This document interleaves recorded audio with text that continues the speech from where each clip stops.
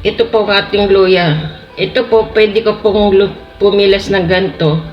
Lalo na yung may mga kuntil kagaya nito. Huwag nyo pong itatapon yung mga ganito kasi mentras po na natutuyo ang luya, mas lalo po itong swerte at mga pantaboy ng kamalasan.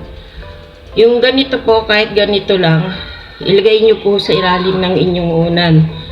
Kung kailan nyo po ito mapapanood at ikaw ay nasa mood, ikaw po ay naniniwala na sa sipag at tiyaga nyo po ay magagawa nyong lahat, ay lagay nyo po ito sa inyong ilalim ng unan.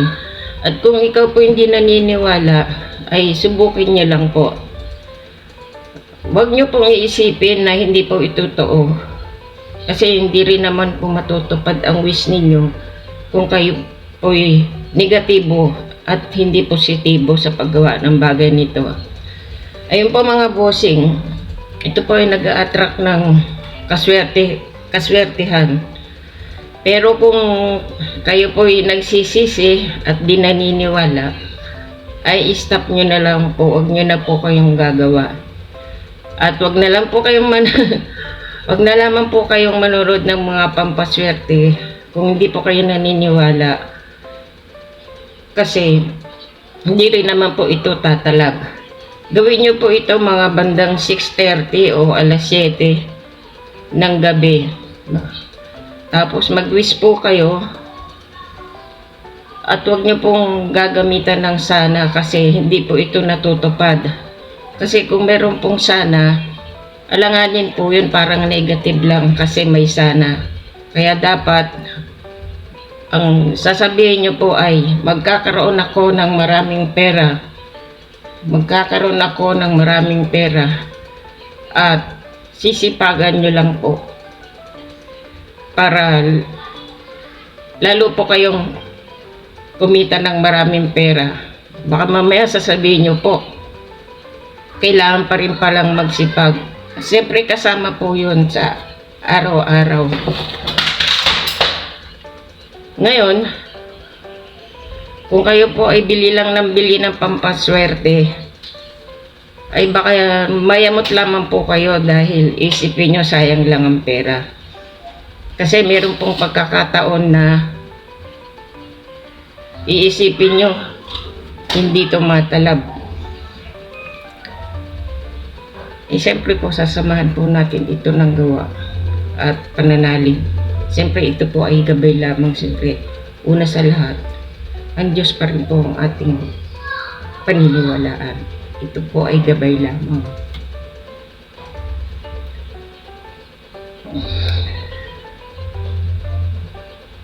Kung gusto nyo po mag-wish po kayo ng kagaya nito, dito na ako yayaman, matatagumpay ako at magkakaroon ako ng maraming pera.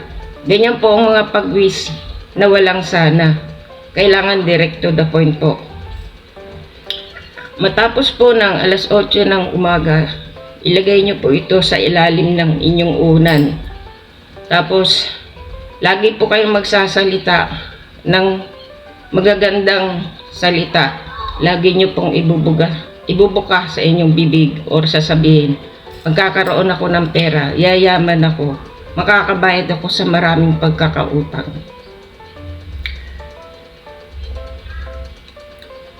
Pagkatapos, huwag niyo pong sasabihin kahit kanino. Kailangan sikreto lang po.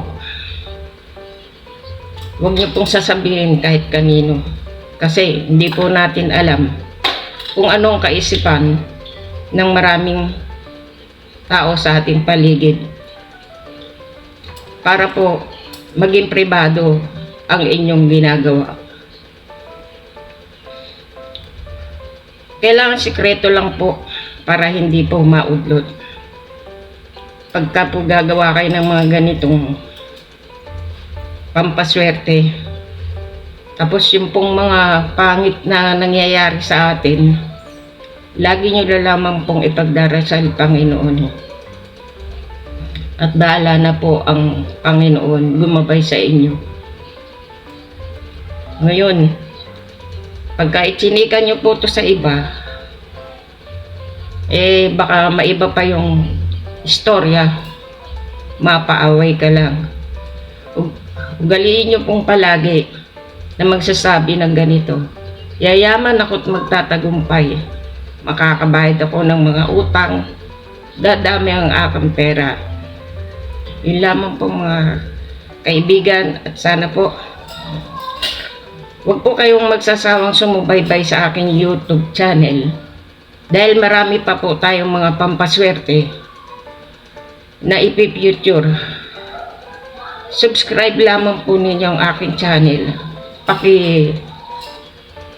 share na lang din po at paki-click ang notification bell para lagi po kayong updated sa mga susunod pa po nating ipifuture na mga content. Yun lamang po at magandang araw po sa inyo.